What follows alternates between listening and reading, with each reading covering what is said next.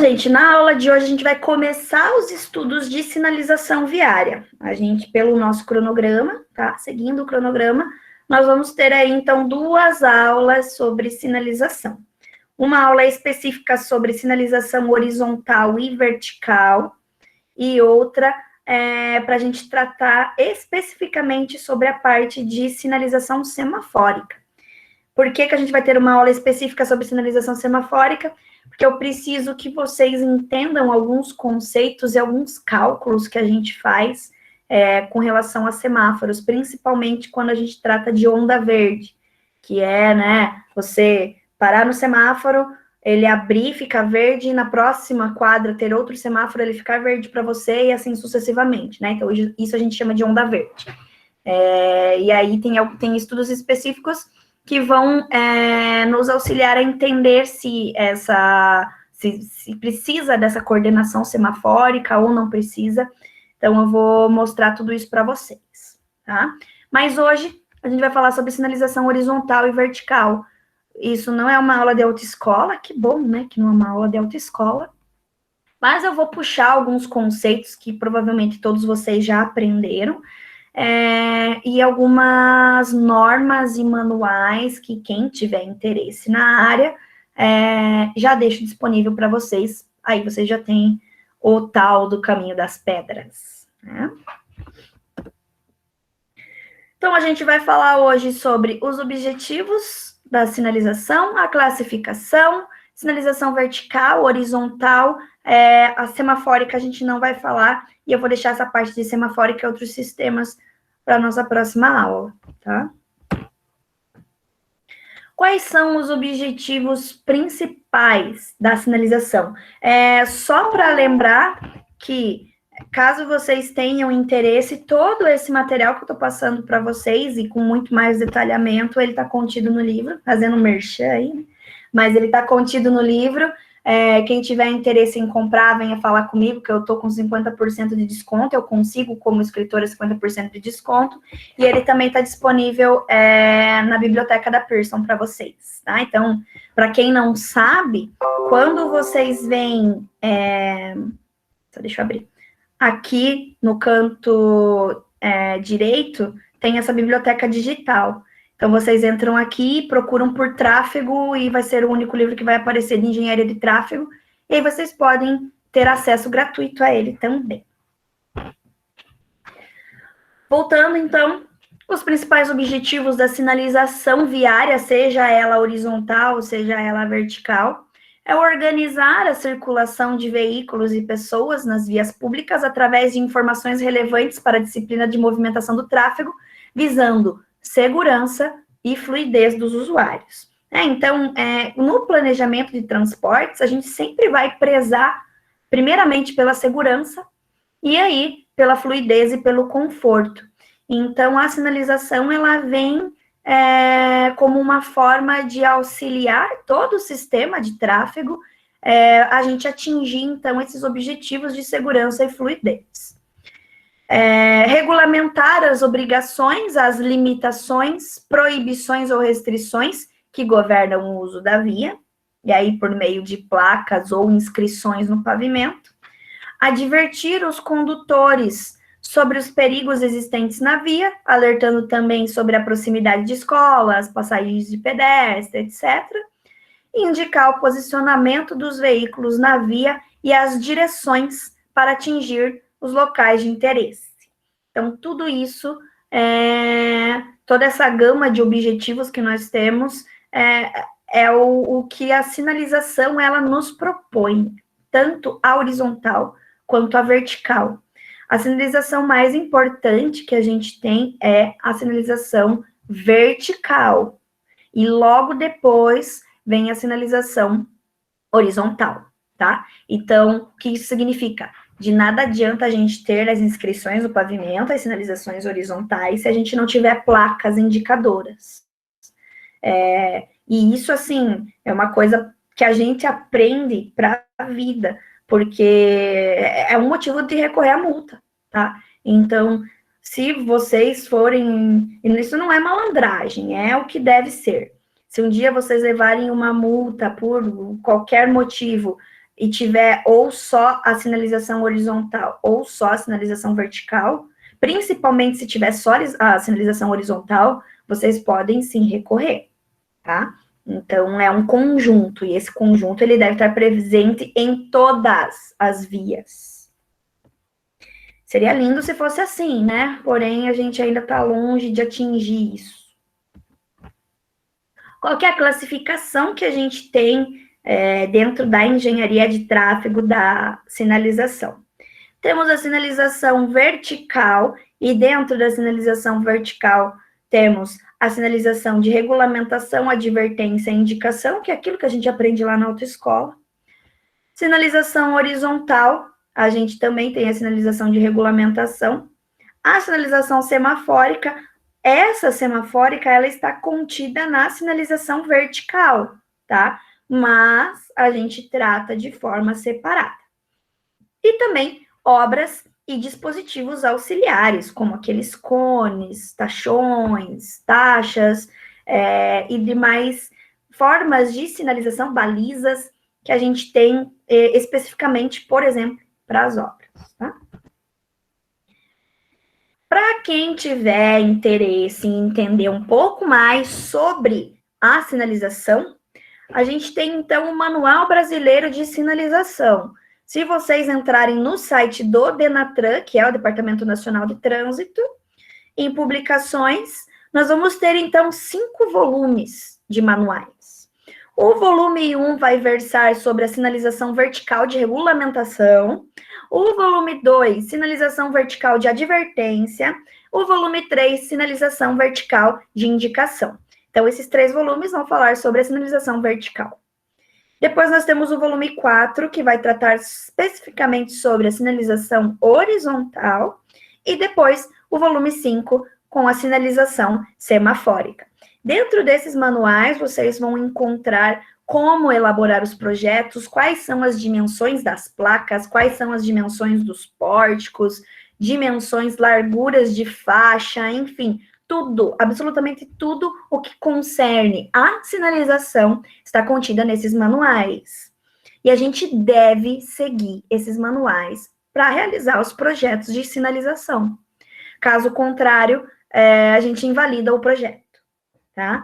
E isso tanto em vias públicas quanto em vias particulares. Agora a gente vai tratar sobre a sinalização vertical, tá? E depois a gente vai falar sobre a sinalização horizontal. Como eu já comentei com vocês, a sinalização vertical, ela pode ser, então, de advertência, regulamentação e indicação. A sinalização de advertência, como o próprio nome diz, ela vem no intuito de advertir alguma coisa. Então, são mensagens informativas de alertas aos usuários sobre as condições adversas da pista ou locais adjacentes a ela, tá?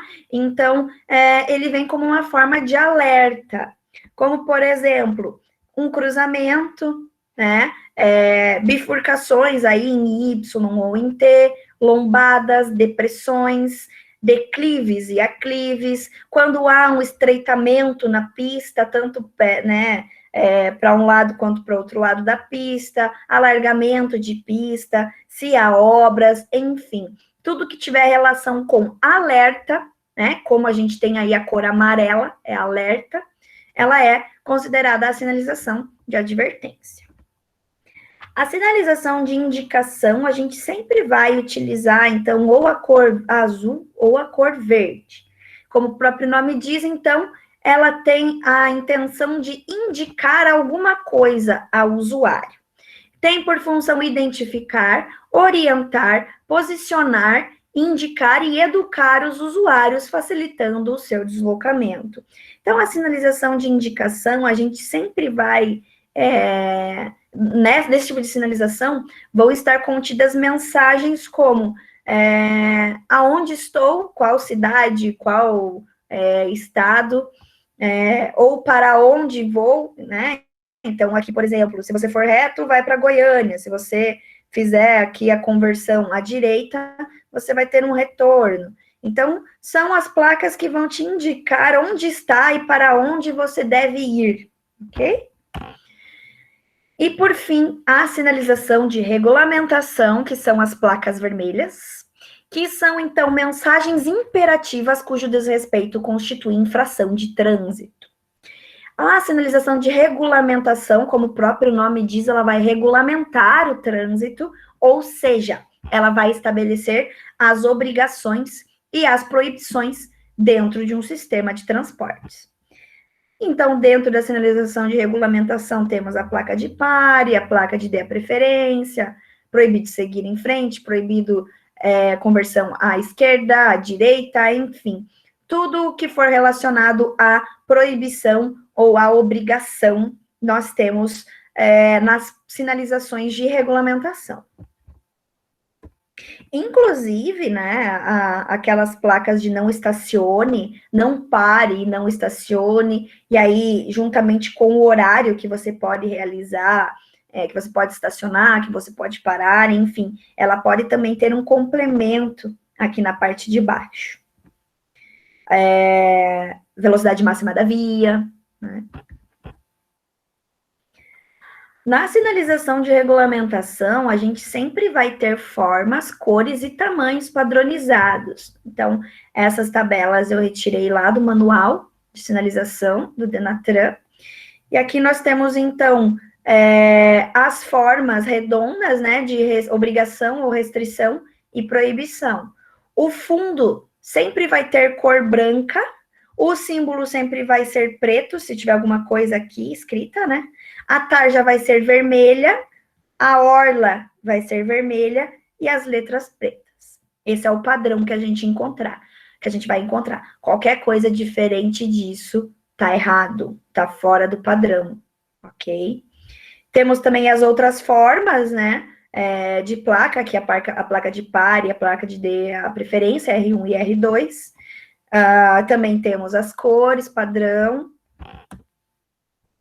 A gente tem a recomendação aqui das dimensões mínimas dos sinais de forma circular, dos sinais de forma octogonal e da forma triangular, né? Que temos a R2 e a R1, tanto para a via urbana quanto para a via rural, e aqui é uma divisão entre estrada e rodovia, ok?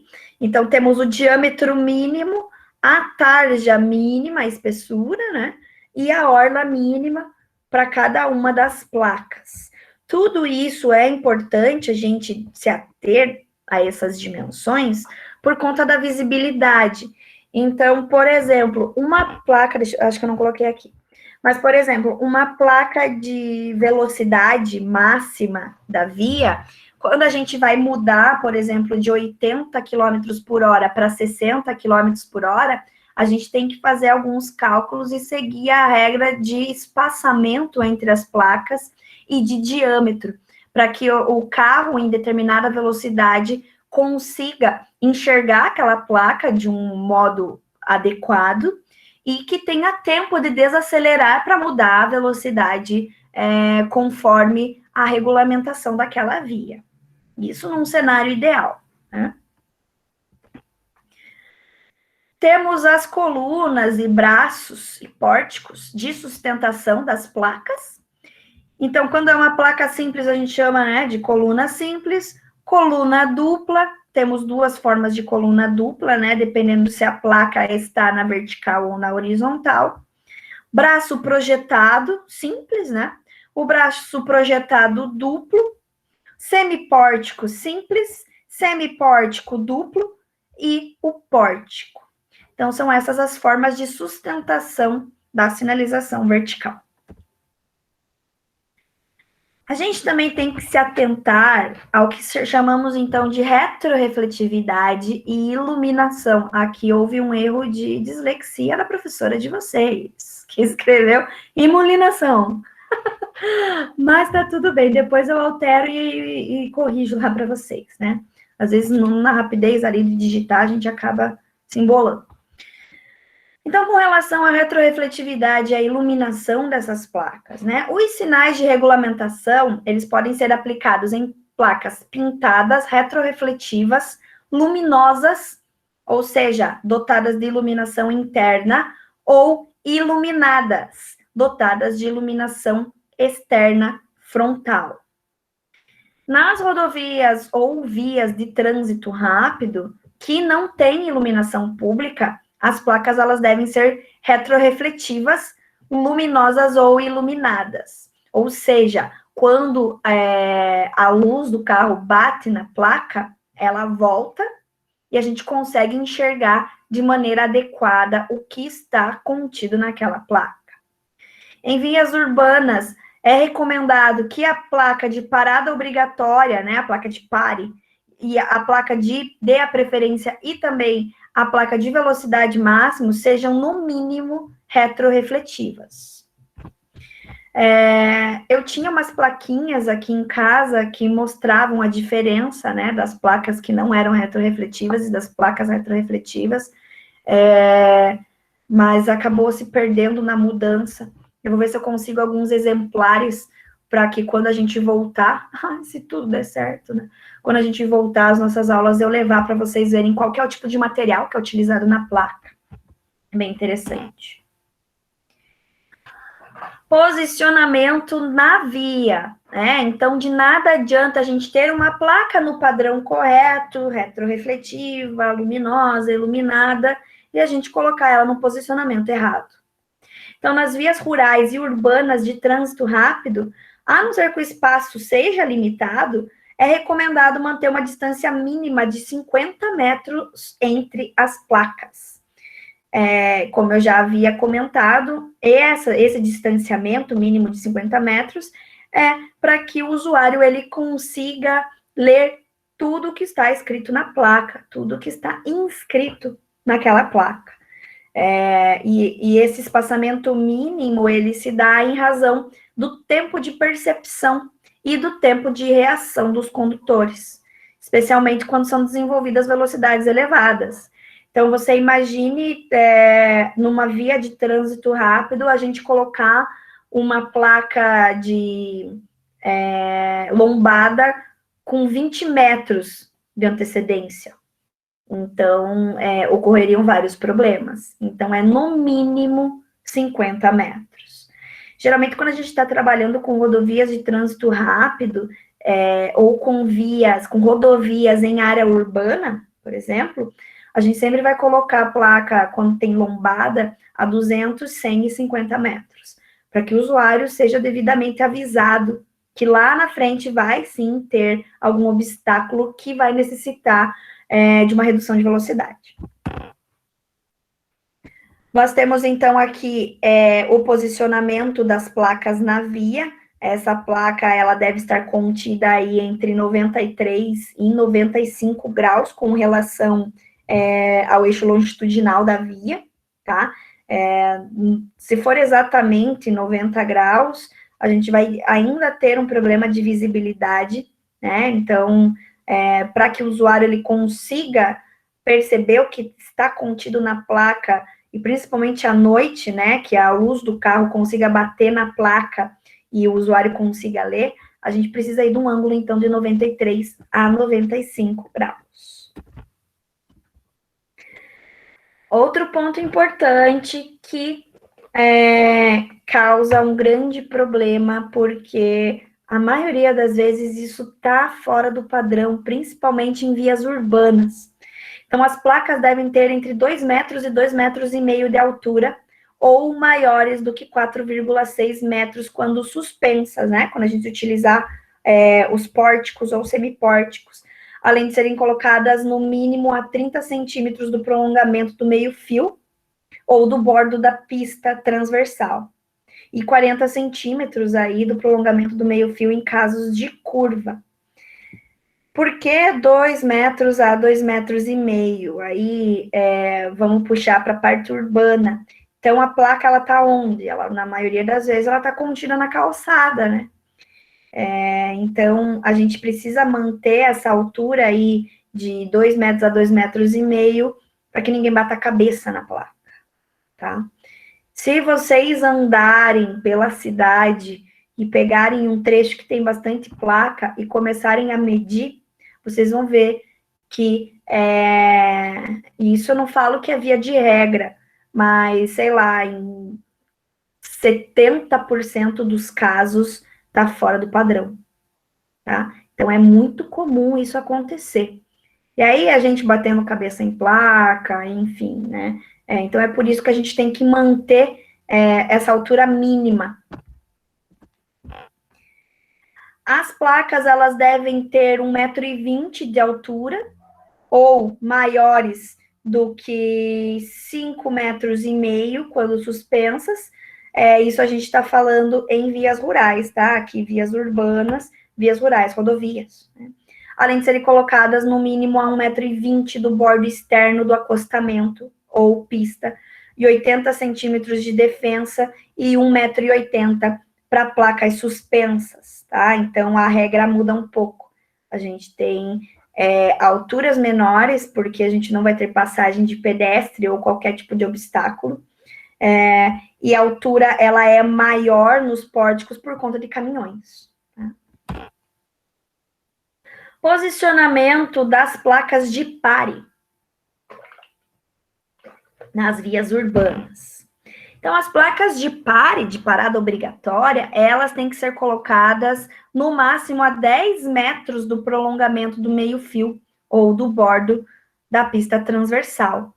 Tá? Então, a gente tem essa limitação de 10 metros, ok? É no máximo a 10 metros da prolongação do meio-fio. Em rodovias, então, elas devem ser colocadas a, no mínimo, 1,5 m e no máximo 15 metros do prolongamento do meio-fio ou do bordo transversal da pista. A gente tem aqui, eu vou aumentar um pouquinho, aí, a sinalização de regulamentação de velocidade máxima permitida, que é a placa R19. Tá? Aqui, então, nessa tabela, que também é do manual de sinalização, a gente tem a classificação da via, segundo o nosso Código de Trânsito Brasileiro, quais são os indicadores físicos daquela via, número de faixas por sentido e a velocidade máxima permitida.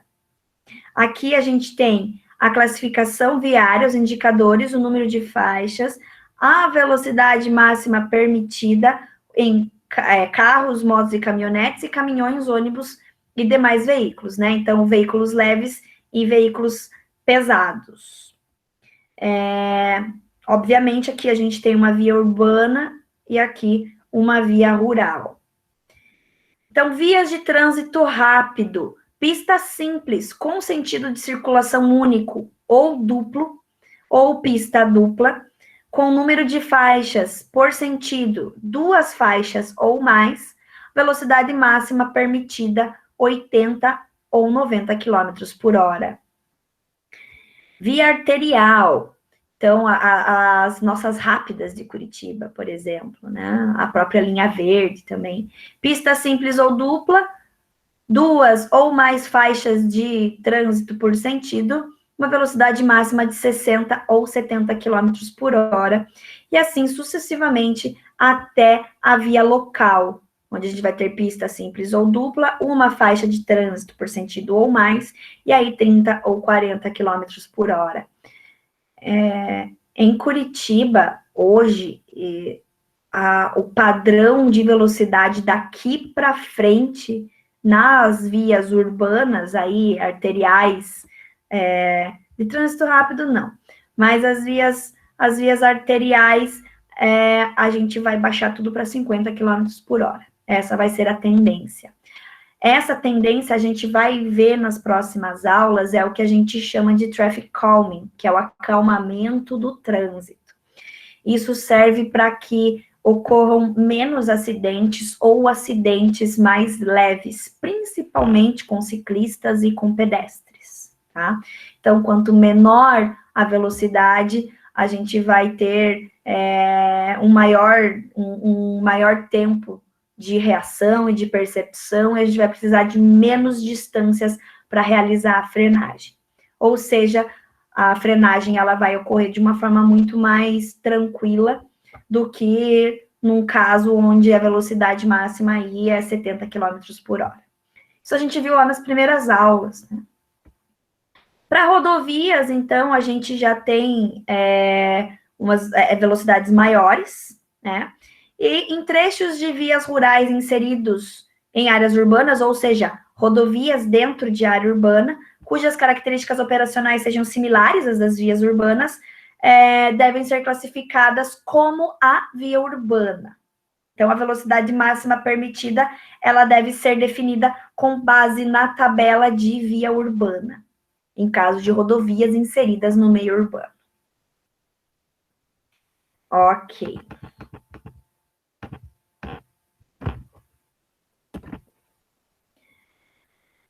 Aqui a gente tem a velocidade máxima permitida em vias urbanas e em rodovias. Cada placa de velocidade máxima, ela tem que ter uma distância entre as placas aí menor do que 1 quilômetro, e em caso de rodovias, menor do que 15 quilômetros.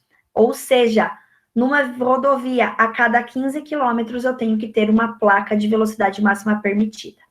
E nas vias urbanas, a cada 1 quilômetro, no mínimo, tem que ter uma placa de velocidade permitida. Pessoal, até aqui alguém tem alguma pergunta, alguma dúvida, algum questionamento, alguma curiosidade? Tudo certo? Então, agora a gente vai para a parte de sinalização horizontal, tá? Eu coloquei bastante coisa nesses slides, mas eu também não vou ficar me atentando tanto, mas eu vou deixar para que vocês entendam como que funciona a classificação da sinalização horizontal. Ela é muito mais extensa do que eu coloquei aqui eu coloquei só alguns exemplos, e não é só pintar uma faixa aleatoriamente na via, tá? Então, tem toda uma regra, tem vários cálculos para a gente definir qual que é a melhor sinalização, as dimensões, enfim. Não é a Deus dará o negócio. Sinalização horizontal, então, a gente tem algumas cores que são utilizadas, né? A cor branca é aqui, vamos voltar para a autoescola. Cor branca, movimentos de mesmo sentido, estacionamento e faixas de pedestre. O amarelo, movimentos de sentidos opostos, ou seja, mão dupla. Ultrapassagem, proibição de estacionamento e marcação de obstáculos transversais. Vermelho para demarcação de ciclovias e ciclofaixas e símbolo de cruz, quando a gente tem aí um estacionamento, uma vaga de estacionamento para ambulâncias, por exemplo. Azul, área de estacionamento, embarque e desembarque de... hoje não é mais esse PNE, né? É PCD, que são pessoas com deficiência e não mais pessoas com necessidades especiais. Isso para quem trabalha na área, principalmente de acessibilidade, a gente tem que tomar muito cuidado.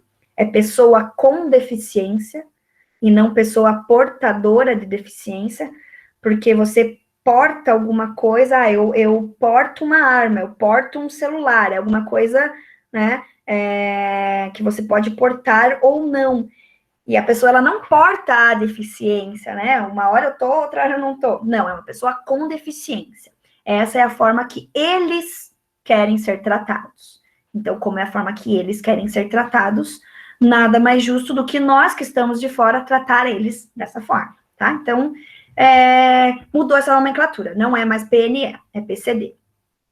E preto, apenas para contraste. O preto, em inscrição de pavimento, a gente usa muito em pavimento rígido, que é o pavimento de concreto, porque às vezes a faixa branca no pavimento de concreto, ela não aparece tanto, então a gente dá um contraste aí com o preto, para que dessa forma a gente consiga enxergar melhor a sinalização horizontal. Então, são essas as cores padrão. A gente também tem verde, aqui em Curitiba, que a gente usa o verde para ciclorrotas, tá? Que são as vias onde tem o compartilhamento da própria via entre ciclistas e motoristas de carro, caminhão, enfim.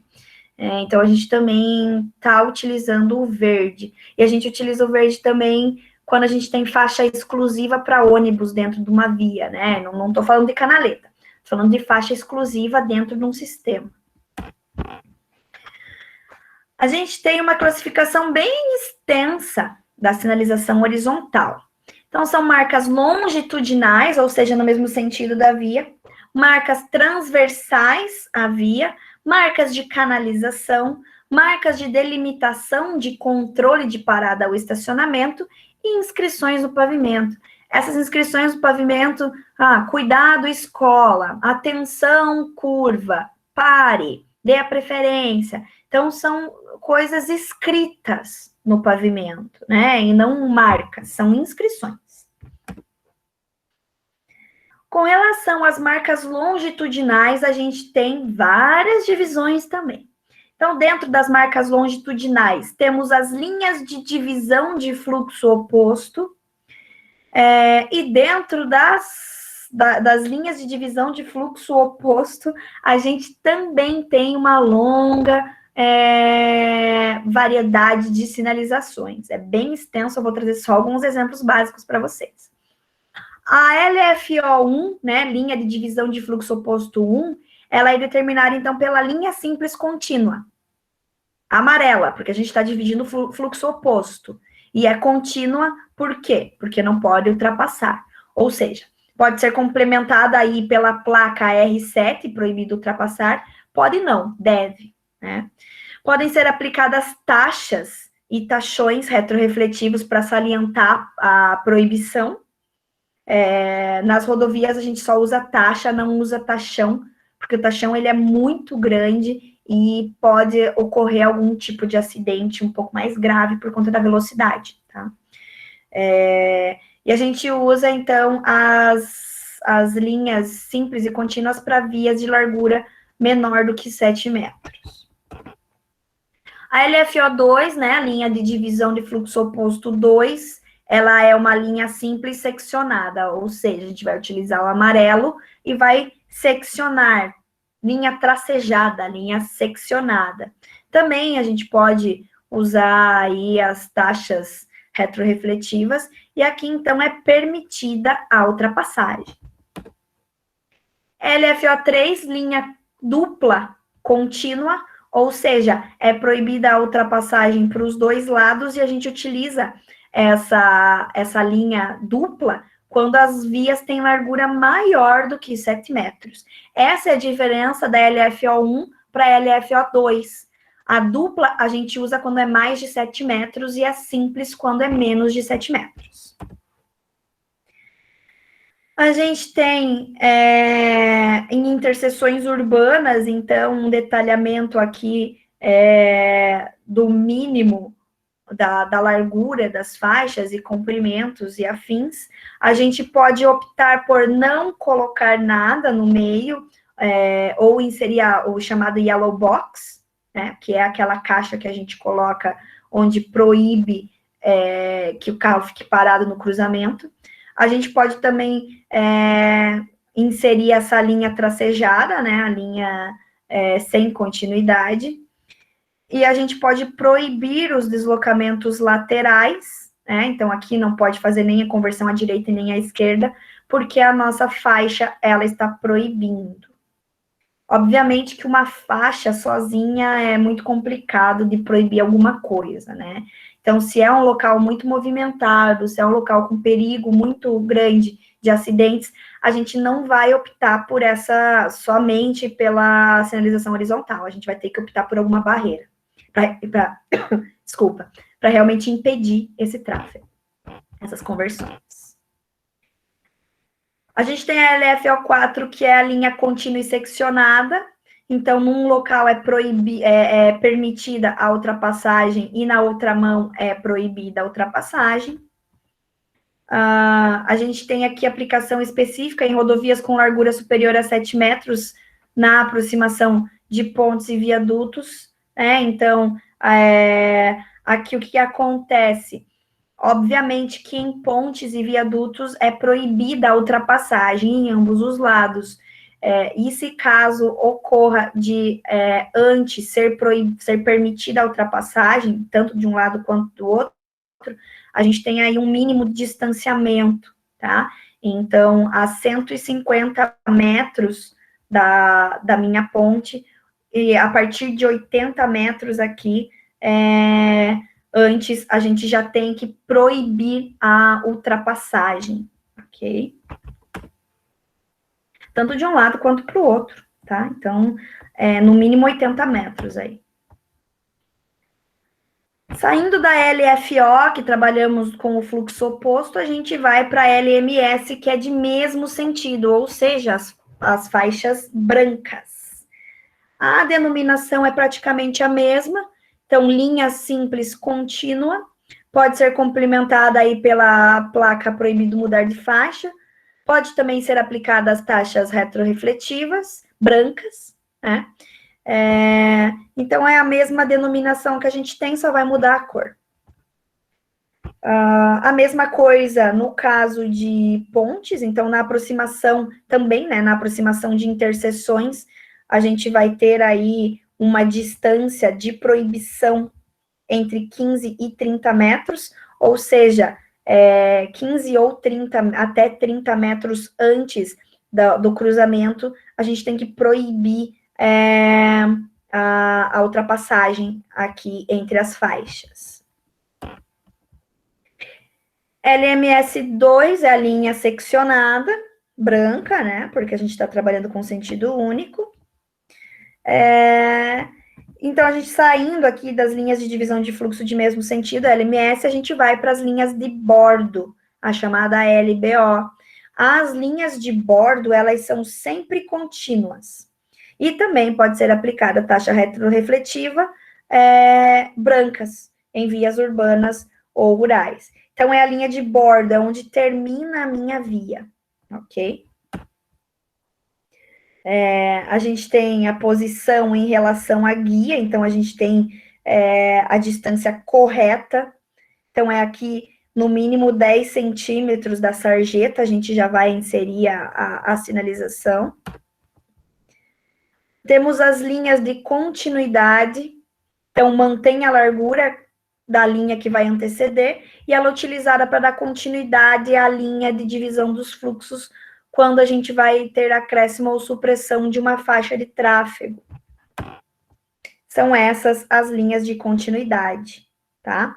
Então, quando a gente tem uma curva, né, quando a gente precisa fazer esse tipo de conversão, a gente utiliza as linhas de continuidade para que nenhum carro saia da faixa.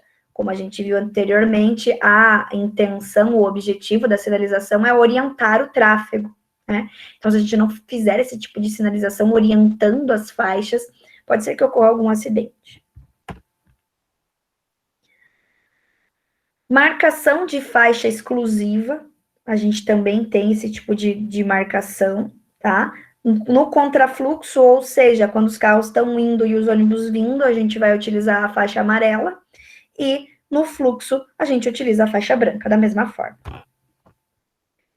Marcação de faixa exclusiva, de novo, a gente tem a linha tracejada, que é a linha de continuidade, né? Marcação de ciclofaixa ao longo da via.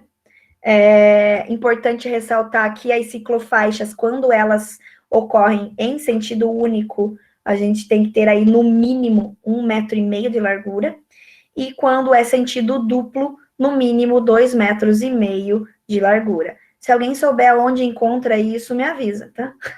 Porque é bem raro, a gente trabalha aí com 60, 90 centímetros, o que dá, o que sobrou, né?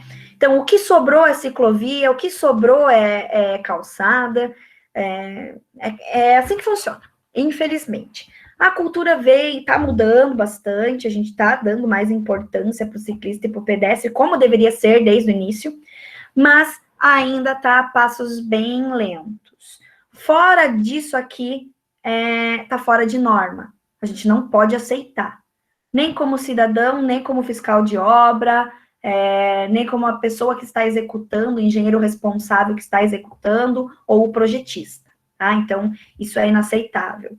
Existem duas formas da gente fazer essas marcas de ciclofaixa. Ou a gente utiliza aí apenas uma faixa vermelha, então, primeiramente, a gente usa a faixa branca, e logo em seguida, a gente fecha com a faixa vermelha, Ou então a gente pinta toda a ciclofaixa de vermelho. Não precisa, é um gasto desnecessário. Basta apenas a gente fazer esse tipo de linha aqui, esse tipo de marca longitudinal. Marcas transversais, então longitudinal, né? E agora as marcas transversais à via. A linha de retenção, aqui temos a linha de retenção, tanto para um lado quanto para o outro. Essa linha ela vem antes da faixa de pedestre. Ela é utilizada em interseções semaforizadas, em cruzamentos rodoferroviários, cruzamentos rodocicloviários, ou quando julgar necessário. Esse quando julgar necessário é bem interessante, né? Quando que eu vou julgar necessário? O meu necessário é o mesmo necessário da prefeitura? Não sei. Então, aí a gente vai ter que embasar e justificar tecnicamente a utilização dessas guias de retenção. Temos aqui, novamente, as linhas de retenção, né? Aqui com uma inscrição no pavimento, no caso, o PAR. Linhas de estímulo à redução de velocidade. São essas linhas aqui, que fazem um barulho danado. Ah, essas guias aqui é para acordar o motorista. É muito comum a gente ouvir isso aqui. Mas essas guias aqui, elas não são para acordar o motorista. Elas são linhas de estímulo à redução da velocidade. E elas são utilizadas antes de curvas acentuadas, declives, cruzamentos, lombadas, ou, né, sem generalizar outras situações. Existe um cálculo que é função da velocidade, função da distância do obstáculo, para a gente determinar tanto a quantidade de linhas quanto a distância entre cada uma das linhas. Alguém sabe me explicar por que essas linhas aqui, elas vão diminuindo a distância conforme vai chegando perto do obstáculo? Vamos lá.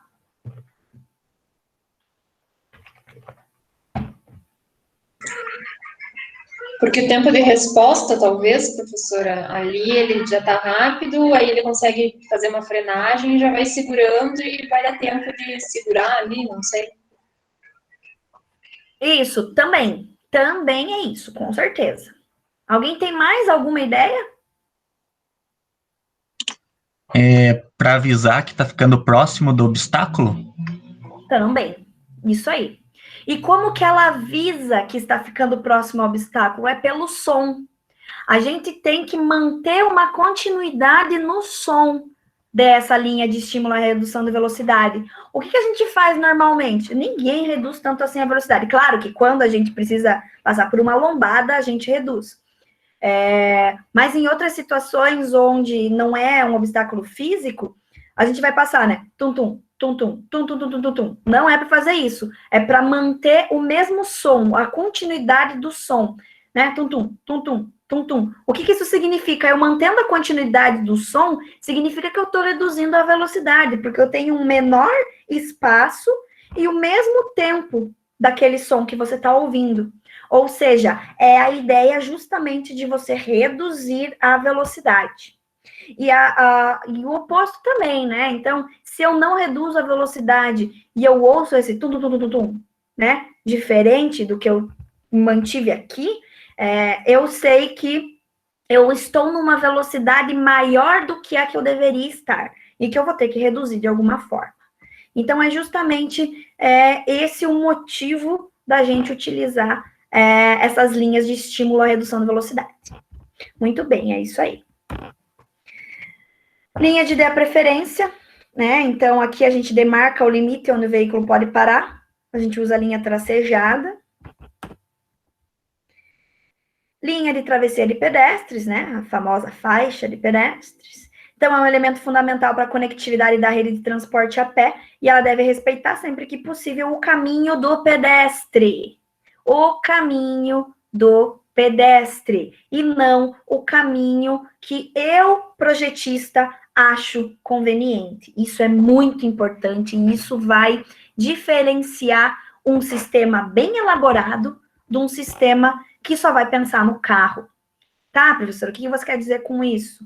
Se o caminho que o pedestre faz é no meio de quadra, é lá que eu tenho que colocar uma faixa de pedestres. Se o caminho que o pedestre faz é a 30 metros antes do cruzamento, é lá que eu tenho que colocar a faixa de pedestres. E não só no cruzamento, onde eu achar conveniente. Como que eu sei esse caminho do pedestre? Pesquisa de campo. Eu vou para campo e analiso onde os pedestres estão caminhando. Linha de desejo, a gente chama. Pesquisa de linha de desejo. Tanto para pedestres, a gente também utiliza esse tipo de pesquisa para ciclistas. Onde eu vou instalar a ciclovia? Onde o ciclista quer. Onde ele quer? Vamos pesquisar a partir das linhas de desejo. A gente tem duas formas de inserir essa faixa de pedestre, essa linha de travessia de pedestres, né? Então, a gente tem a faixa propriamente dita e também as duas linhas transversais à pista, onde esse box aqui, ele é utilizado para o pedestre passar, tá? Então, não é só isso aqui, que é uma faixa de pedestres. Essa conformação aqui também é considerada uma faixa de pedestres.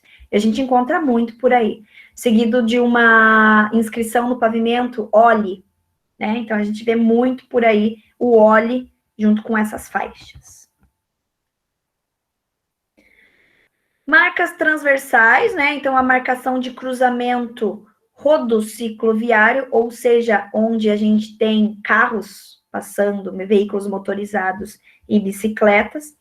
A gente vai sempre trabalhar, então, com uma linha branca tracejada e com aqui, neste caso, a pintura completa em vermelho dentro da pista, tá? Marcação de área de conflito, a chamada yellow box, né? Ou caixa amarela, traduzindo ao pé da letra. Ela vai realmente demarcar essa área de conflito onde o veículo ele é proibido de parar nesse local. Por quê? Porque se ele parar nesse local, ele vai acabar atrapalhando todo o trânsito. Né? Marcação de área de conflito com faixa exclusiva, tá? Então, ela é um pouco diferente, ela é um xadrez aqui, né? Diferente da yellow box. Aqui é quando a gente tem uma faixa exclusiva para ônibus, por exemplo. E também, né? Amarelo contra fluxo e branco fluxo.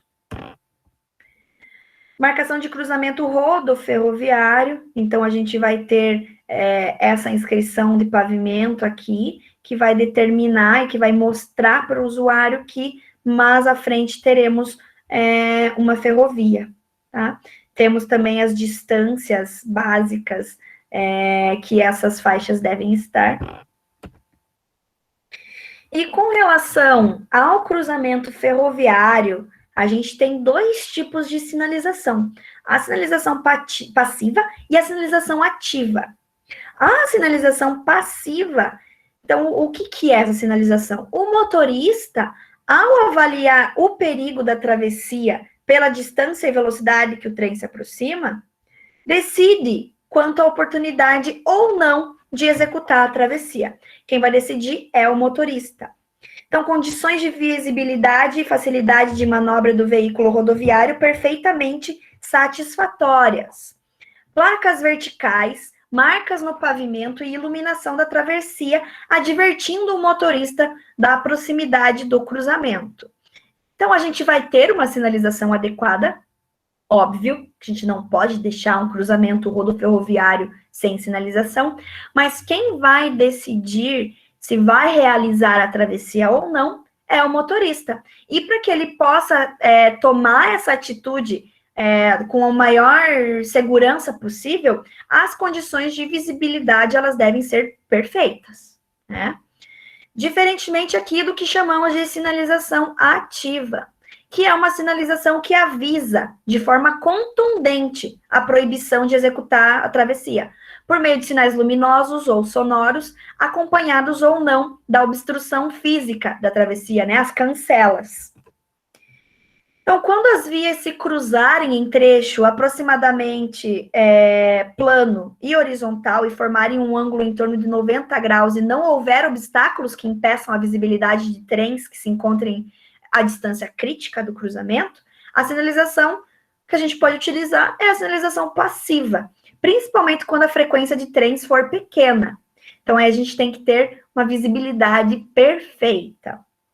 A sinalização ativa, ela é normalmente composta, então, de sinais luminosos e intermitentes. Intermitente é quando pisca, né?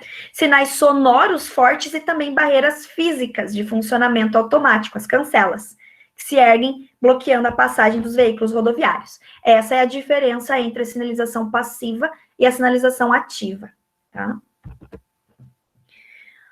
A decisão a tomar quanto ao tipo de sinalização a empregar, ela é baseada no tipo de rodovia ou via urbana, né? Nos volumes de veículos rodoviários e de trens, no tráfego de pedestres, nas velocidades dos veículos, no histórico de acidentes do local e nas características geométricas das proximidades do cruzamento, incluindo a disponibilidade de distâncias de visibilidade. Como que a gente descobre isso? Pesquisa de campo. Então, vocês veem a importância da gente fazer as pesquisas de tráfego de forma adequada, né? E também de ter um fluxograma de tráfego depois, para a gente conseguir visualizar da melhor maneira possível, ok? Dúvidas? Comentários?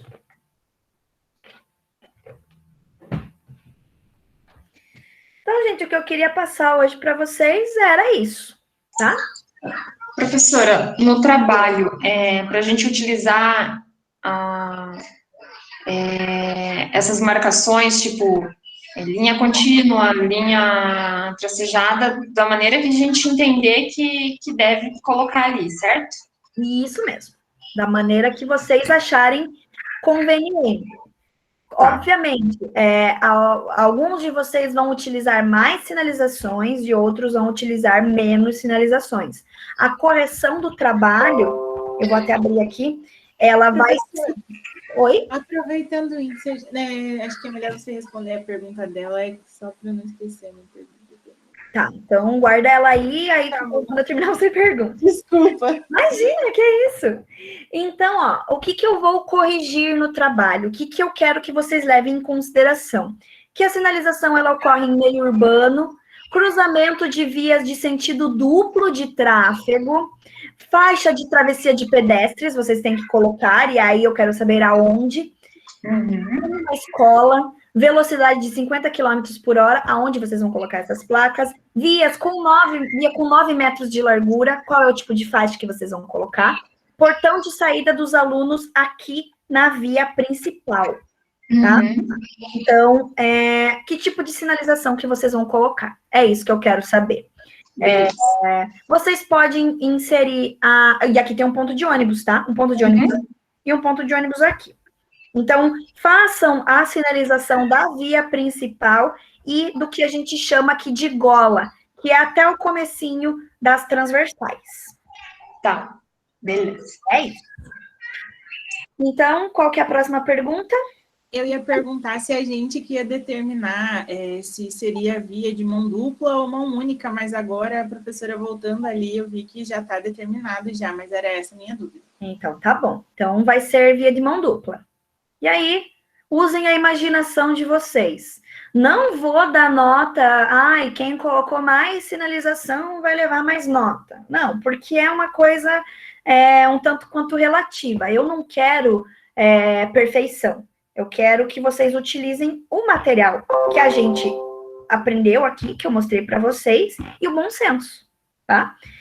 E caso tenha alguma coisa muito, muito, muito errada, aí eu falo com vocês refazem. Então, sempre vocês vão ter 2 tentativas nos trabalhos, porque a ideia é que vocês aprendam e que vocês sejam bonificados, né, também com o errei, aprendi, vou consertar da melhor forma possível, tá? Então, vocês vão ter 2 tentativas. Quem não conseguir enviar pelo AVA por qualquer problema, me avisa, que aí eu peço para vocês enviarem por e-mail. Para mim não tem problema nenhum, tá? Vocês que decidem.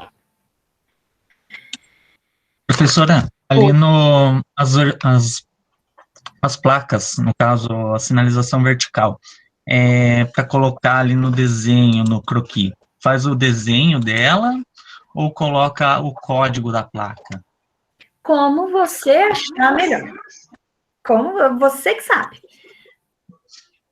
Ah, então beleza, obrigado. Porque geralmente a gente não sabe o código da placa, né? E eu também não quero exigir que vocês saibam. Então, um mínimo ali, ou só escreve placa de pare, placa de não sei o quê, que eu consiga entender depois, né? É um croquis, não é um projeto, tá? Nessa parte de sinalização vertical, daria para colocar uma legenda, tipo, colocar número 1 e do ladinho colocar foi considerada placa tal? Claro, com certeza. Tá. Senão fica muito poluído ali, porque em planta fica difícil de... Realmente ele fica bem poluído, a não ser que você, né, estenda e faça uma prancha em A1, mas não é a ideia é fazer um croquis. Beleza. Tá bom? Então é isso, pessoal, eu acho que a gente vai ter mais um trabalho ainda, porque, se eu não me engano, vocês estão aí com 2,5, vai totalizar 4 pontos, então a gente vai ter mais um trabalho de 1 ponto, que vai ser com relação à próxima aula, que é a aula de semaforização, tá? Não vou cobrar nada muito difícil, porque é 1 ponto só. A parte mais complexa eu vou deixar para cobrar na prova. E aí, mas a gente conversa na aula que vem sobre isso, tá bom? Beleza, professor. Beleza, então. Muito boa noite para vocês. Boa noite. Páscoa. Boa noite, professora. E até Boa a noite, próxima. professor. Tchau, tchau. Tchau. Tchau, tchau.